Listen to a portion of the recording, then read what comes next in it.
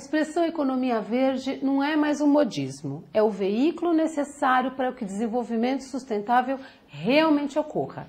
Essa é a opinião de Denise Amu, diretora do Programa das Nações Unidas para o Meio Ambiente no Brasil, o PNUMA.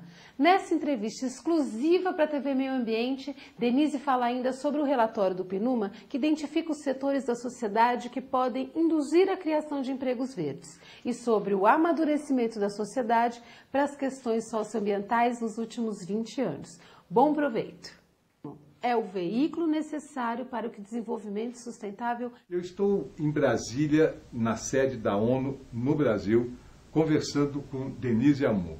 Denise é a representante do Programa das Nações Unidas para o Meio Ambiente no Brasil. E na Rio+20, em junho do ano que vem, um dos temas principais se chama Economia Verde, que vai mexer com muita coisa dentro da sociedade. Denise, o que é economia verde?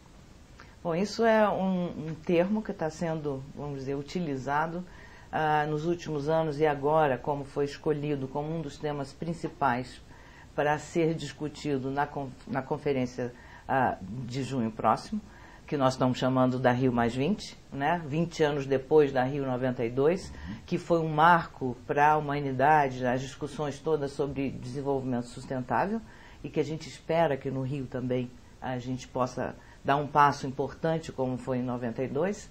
Então, o que nós temos hoje do novo é a economia verde. O PNUMA, inclusive, publicou um documento, um estudo, deixa eu mostrar aqui para vocês, sobre a economia verde, rumo à economia verde. Esse aqui é... Caminhos para o desenvolvimento sustentável e a erradicação da pobreza. Exatamente. Porque a economia verde aqui, esse próprio título desse documento, ele meio que sintetiza o esforço que o PNUMA fez para conceituar a economia verde.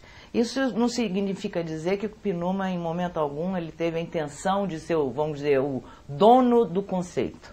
Mas ele provocou as nações, ao publicar esse estudo, tentando dar, vamos dizer, uma certa organicidade a essa expressão, economia verde. E o que quer dizer na prática? Pois é, na prática, a economia verde ela vem a ser o veículo que estava faltando, ao longo desses 20 anos foi observado, para que o desenvolvimento sustentável efetivamente ocorra. Então a gente vem caminhando de 92 para cá, nos últimos 20 anos. A gente achava que proteção das florestas, proteção do meio ambiente, que a gente fazendo projetos de sustentabilidade, envolver essas comunidades locais, fazer uma série de conscientizações públicas, de trabalhar resíduos, que isso fosse ser suficiente para que a gente tivesse um planeta sustentável. É o veículo necessário para o desenvolvimento sustentável. Denise, o que é o planeta sustentável? Bom, quer dizer, isso daí é uma resposta difícil de responder, mas de qualquer forma, é aquele planeta em que nós, humanos, e outros seres que habitam esse planeta, com outros recursos naturais que nós temos, que a gente vive em harmonia. Isso às vezes parece assim um sonho, não é verdade? A gente parece meio utópico, mas é isso que a gente está buscando. Por quê? Nós somos 7 bilhões de habitantes nesse planeta, nós temos que alimentar esse planeta, nós temos que gerar qualidade de vida para as pessoas que vivem nesse planeta, nós temos que perpetuar as espécies que vivem nesse planeta. Para a gente ter qualidade de vida, a gente tem que ter uma água de boa qualidade, a gente tem que ter as nossas montanhas em bom estado, nós precisamos ter o equilíbrio ecológico.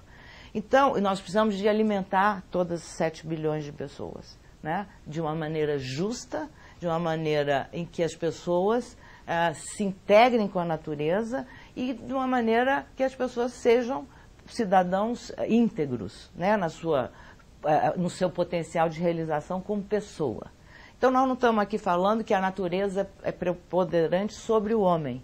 O que a gente está falando é que existe essa inter-relação entre esses seres vivos que precisam viver em harmonia. Então, o que acontece? Essa equação é muito difícil.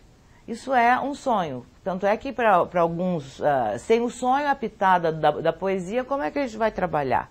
né? E é isso que dizem que os ambientalistas têm muito, esse brilho no olho, essa vontade de fazer acontecer, essa vontade de mudar o mundo. Por quê? A gente trabalha com aquilo que a gente chama, às vezes, com a equação do impossível, né? Mas é isso que a gente acredita, a utopia.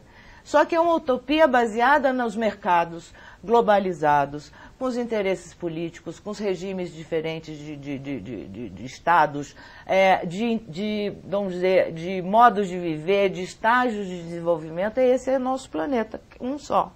Que alguns estudos dizem que nós já estamos em algumas partes do mundo, em alguns países, consumindo o equivalente a 3 planetas.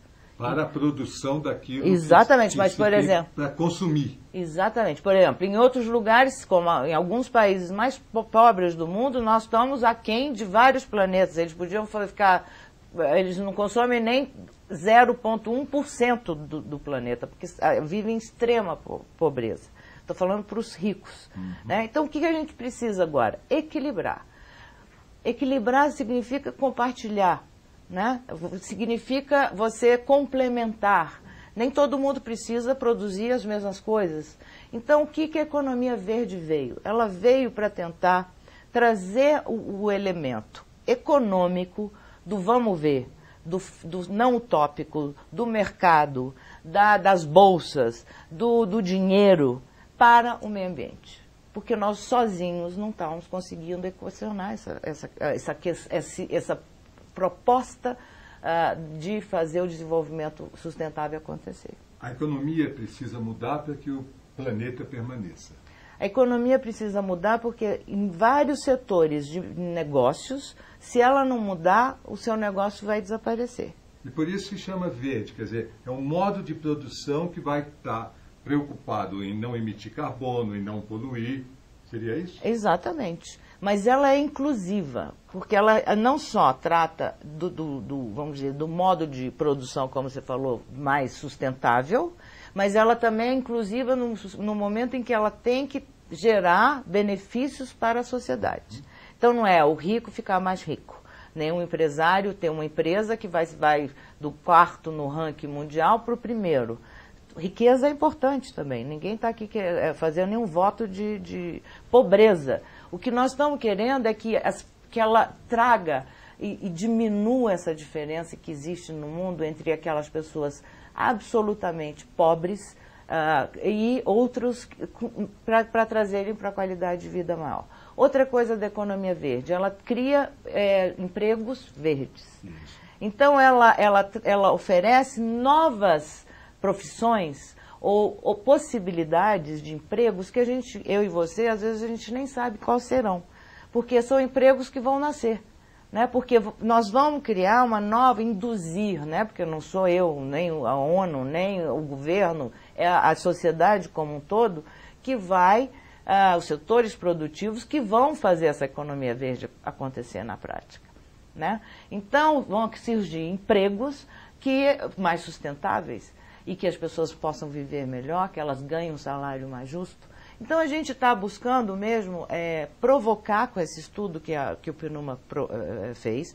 Ele identifica 10 setores da economia, que seriam aqueles setores assim, principais, como da construção, como dos transportes, como do turismo, como de energias limpas, e por aí vai. Na área florestal, né? Porque também a floresta de pé ela é muito mais valiosa do que ela derrubada.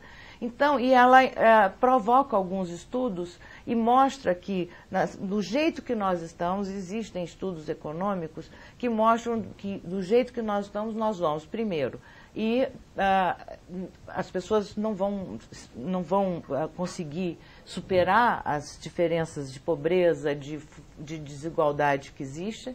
Segundo, as empresas também vão perder seus capitais naturais, né? De onde eles tiram a matéria-prima para a produção. Tudo vem da natureza. Exatamente. Né? Então, onde nós vamos ter que ter, por exemplo, a economia verde, tem que ter um contexto extraordinário de compromisso dos governos, por isso que isso está numa convenção, porque os governos vão ter que criar, por exemplo, incentivos como impostos mais adequados para aquelas pessoas, empresas que investirem. Vai ter que ter um novo quadro jurídico institucional no país, né? E no Brasil a gente já temos vários exemplos, não vamos partir do zero, mas de incentivos a empresas que possam realmente transformar. E as empresas vão ter que estar dentro desse processo desde o início. Por isso que essa conferência também, Ricardo, ela é uma conferência que tem uma expectativa enorme da participação da sociedade. Não só da sociedade civil organizada, como dos empresários. Porque, afinal, quem vai fazer a economia verde acontecer são eles. Então, não adianta ter uma reunião a portas fechadas, com países assinando um acordo, em que eles não se sintam parte nem da discussão, nem do resultado. Então, por exemplo, o governo brasileiro criou essa comissão, uma comissão nacional que tem 3 pilares, o ambiental, o social e o econômico, com a sociedade civil, com empresários e outros membros, para que eles possam forjar num único documento uma posição do Brasil que reflita esses anseios de transformação. É o veículo necessário para o desenvolvimento sustentável. De 92 a 2012, 20 anos, Rio mais 20. O que de visível mudou nesses 20 anos? Quer dizer, a partir de 1992, que é um marco, né? Foi o maior encontro de chefes de Estado em toda a história. Vários acordos foram assinados, várias medidas foram tomadas. O que a gente poderia destacar que mudou de mais importante nesses 20 anos, Denise? Olha, mudou muita coisa. Primeiro porque, claro que nós ainda achamos que mudou menos do que devia, mas, de qualquer forma, o saldo é extremamente positivo. Nós temos as convenções que foram criadas na Rio 92. A convenção, por exemplo, de diversidade biológica. A Convenção de Mudanças Climáticas, essa tão, né, já assim, todo mundo se lembra de Copenhague, as discussões para o Acordo Global, isso foi um filho da Rio mais 20, a Rio 92. Convenção, o que é, Denise? É encontro anual ou bianual, não é isso? Não, a Convenção é um tratado em que os países signatários aderem àquele instrumento, e que é uma instituição, vamos dizer, vira uma instituição, um espaço de discussão para que os países se ponham de acordo, ou não. A mais famosa é de mudanças climáticas. A de mudanças climáticas, por todas vamos dizer, as visibilidades que ela tem, né? Se chove muito, essa influência do clima que a gente está tendo e todas as questões que isso acarreta. É a mais, vamos dizer, pop de todas as convenções. Isso. Ela se reúne anualmente, nesse caso, tem mais de 100 países, eu não sei exatamente, 170 países aderiram, mas isso significa dizer que, por exemplo, um país assina, mas é referendado no seu parlamento, né? Então, o governo brasileiro, Congresso Nacional, vamos dizer, autorizou o governo brasileiro a aderir à convenção. Isso, às vezes, leva 5, 6 anos, né? Então, a convenção ela é um espaço determinado por regras básicas em que todos os países signatários eles vão se reunir e avançar suas discussões. Então, eles vão ter planos de trabalho conjuntos, eles vão ter decisões que vão ser tomadas, que vão ser implementadas nos seus países. Vão ter discussões, o protocolo de Kyoto, por exemplo, é um exemplo de um produto de uma convenção, e ela funciona todos os dias do ano, tem um secretariado, e ela tem uma vez a cada 2 anos se reúne com os países membros, que são aqueles países que dão um mote, eles que determinam o andar da carruagem das convenções. É o veículo necessário para o desenvolvimento sustentável. Então, quer dizer, mudanças climáticas, Convenção da Diversidade Biológica, que o ano passado também, poucas pessoas, mas houve muita mídia, a Convenção de Nagoya, a COP de Nagoya, que foi um sucesso total depois de todo aquele fracasso e aquela sensação de impossibilidade de acordo que nós vimos em Copenhague, na outra convenção, e no Japão foi totalmente diferente. Onde avançou-se muitíssimo na Convenção de Diversidade Biológica, assuntos que estavam parados na pauta há mais de 10 anos, como repartição de benefícios. O que significa? Que é você pagar, retornar às comunidades, ou aqueles que geram aqueles recursos naturais, vamos dizer, processados, parte um benefício financeiro para que ele continue a trabalhar. Então, por exemplo, comunidades indígenas tradicionais, principalmente com fármacos, por exemplo, a empresa que vai produzir determinado remédio em cima de um extrato que a comunidade tradicional X sabia séculos, milênios, e de repente essa comunidade nunca recebeu nada. Quer dizer, hoje existe esse processo que levou-se quase 20 anos em discussão. Existem países que não aceitavam, né, sequer discutir esse assunto. Então, esses espaços formais têm sido fundamentais.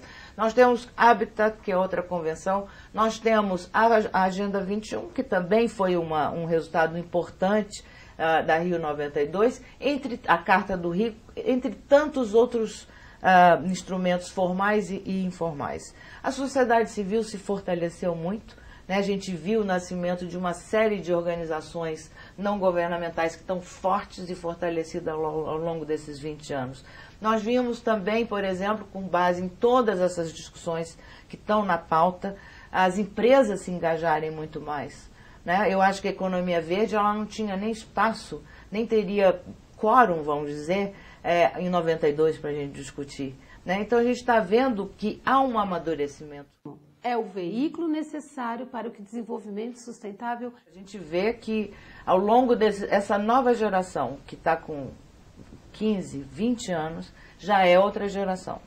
Eles já têm outro tipo de modo de consumo, eles já são mais, vamos dizer, fiscais dos seus pais e dos seus avós, né? Eles já sabem que os recursos são finitos, e a gente no Brasil ainda tem um agravante que é por nós sermos tão, vamos dizer, pródigos em termos tanta natureza, né? A gente acha que tudo aqui, que nada vai acabar, né? Então a gente tem historicamente, a gente não foi criado para cuidar daquele riachozinho que passa ali perto da minha casa ou da minha fazenda, porque sempre tem muita água, você vê a Amazônia, você vê as nossas costas e etc. Mas a gente já vê que essa geração mudou, né? E agora eu acho que é irreversível. O que a gente precisa ainda toda a questão de resíduos que nós não equacionamos, das grandes cidades. Como diz a nossa ministra do Meio Ambiente, Isabela Teixeira, ela está muito preocupada em ver essa questão urbana no centro da questão ambiental, né? Porque, afinal, 80% ou mais de pessoas vivem na cidade. Uhum. Então, a gente está sempre preocupado com os biomas que estão, Pantanal, Cerrado, Mata Atlântica, que são importantíssimos, mas o meio ambiente não é só isso. Então, o que a gente precisa é ver a qualidade de vida das pessoas na cidade, associada aos padrões de atendimento de saúde, de atendimento de escolaridade, na parte toda de saneamento, na parte de transporte, na qualidade de vida em geral, né? Então, o que a gente quer é unir esses 3 pilares para que a gente possa ter com que a economia verde ela venha para ficar e que ela traga benefícios não só econômicos, mas sociais e ambientais para as populações do planeta. Então, por isso que a economia verde, no início, ela assim, parece tão utópica, mas ela é absolutamente factível, desde que você considere esses 3 pilares, né, o ambiental, o social e o econômico, em que a economia ela seja um motor para que ela possa vir complementar todos esses esforços dos últimos 20 anos que nós temos empreendido, cada um na sua esfera de competência, né? O governo, os estados, os municípios, as ONGs, os organismos nacionais e internacionais, cada um, a sociedade, para que a gente possa conseguir chegar ao desenvolvimento sustentável. O desenvolvimento sustentável não saiu de moda. Ele não está sendo substituído pela economia verde, ao contrário do que vários pensam. Muitas pessoas estão pensando que a gente simplesmente abandonou o desenvolvimento sustentável e estamos criando uma nova moda. Não é isso.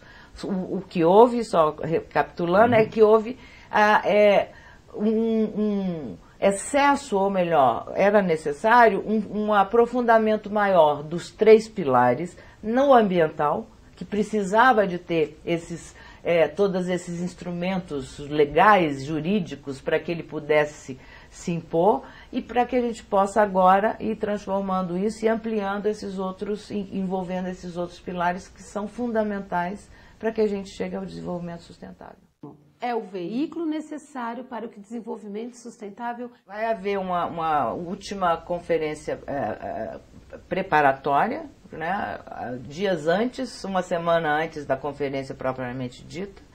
Depois nós teremos 4 dias entre 4 dias a seguir da preparatória, que o governo brasileiro chamou para si a responsabilidade de reunir, fazer um seminário ou um evento transformador com vários atores da sociedade, com debates mais abertos que todos podem ir.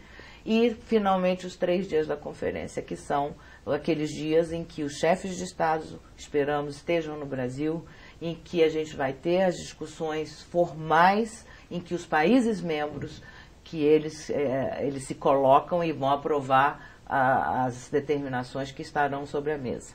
O que aconteceu ontem, dia 1º de novembro, houve o primeiro deadline para a submissão de todos os países junto à ONU, das suas aspirações, seu documento base sobre o que eles pensam, as nações, cada uma, sobre economia verde e governança ambiental. O que se espera da conferência? Cada país encaminhou. Encaminhou ontem, dia 1º de novembro foi o deadline. Agora a ONU, o setor compatível responsável na ONU, tem a responsabilidade de compilar isso de todas as nações e gerar até janeiro o primeiro rascunho, rascunho 0. E é em cima deste documento que os países vão trabalhar e aprovar ou desaprovar, ou brigar, ou acordar a declaração final do Rio. Então, é aí que nós vamos agora, a partir de agora, que a gente está tendo, todo mundo estava com as suas cartas na mão, e agora elas foram colocadas na mesa. Então, a gente vai ver agora que tipo de ambições os países têm. Então, agora esses documentos estão disponíveis na web, para qualquer pessoa que queira ler o que é, por exemplo, a Indonésia espera da Rio+20. O próprio Brasil. O Brasil, o que o Brasil espera da Rio+20. E aí vai. E o Brasil, como o anfitrião dessa conferência, ele tem que ser muito mais, vamos dizer, do que um participante, e ele está sendo. Ele é o animador dessa discussão. O Brasil tem que buscar o consenso. O Brasil tem que fazer com que a gente saia, que essa conferência seja um sucesso. Então, isso cabe agora ao Brasil, junto com a ONU, obviamente, a ONU tem toda a estrutura, vamos dizer, formal de uma conferência, mas o Brasil é o grande anfitrião dessa conferência que a gente espera seja transformadora e que daqui a 20 anos a gente olhe para trás e fala, eu estava lá nessa época, eu contribuí, demos mais um passo importante na história da humanidade. É o veículo necessário para o que desenvolvimento sustentável... O governo brasileiro, o Ministério do Meio Ambiente, criou uma página sobre a Rio+20 e acho que todo mundo pode dar suas contribuições. Existem canais formais, eu não tenho muita certeza sobre isso, mas eu acho que, do ponto de vista formal, existem esses canais. Tanto o Ministério do Meio Ambiente, o Itamaraty, têm sido extremamente abertos para ouvir e auscultar a sociedade. Mas eu acho que a sociedade brasileira tem que fazer muito mais do que isso, né? A gente vai ter o fórum de ONGs, vai ter setores, vários encontros, mas eu acho que o Brasil inteiro devia se mobilizar. Isso não é uma conferência que é só do Rio de Janeiro, é uma conferência do Brasil, um país que hoje, 20 anos depois, não guarda nem sombras do que nós éramos, não é? Uma potência emergente que somos. Então, o Brasil como um todo, eu acho que a sociedade devia discutir a Rio+20, discutir o que é economia verde, mas no seu bairro, na sua escola, no seu trabalho. Eu acho que, assim, provocar dos seus chefes, né, aquelas pessoas que têm essa consciência, e se informar. Existem sites, existe espaço, a TV Meio Ambiente, né, pode ser um super espaço de atualização dessas pessoas, e espero que você dê dicas do que fazer, né? Então, eu acho que é importante, quem sabe a gente faz você, pela TV Meio Ambiente, um cadastro de espaços de encontro, de discussão sobre a Rio+20, quem sabe? Porque a Rio+20 não é só uma coisa oficial, ela pode acontecer na sua rua. Vamos fazer a Rio+20 da minha rua, né? E vamos sair com a nossa carta de intenções aqui. O que nós vamos combinar entre nós? Já pensou se a gente conseguir fazer isso? Eu acho que nas suas escolas, né, os alunos de graduação, de cursos, que podem também cobrar dos seus professores, falar, mas isso é mais do mesmo, eu quero uma coisa diferente. Então, eu acho que esse espaço está aí aberto e cabe a nós ocupá-lo.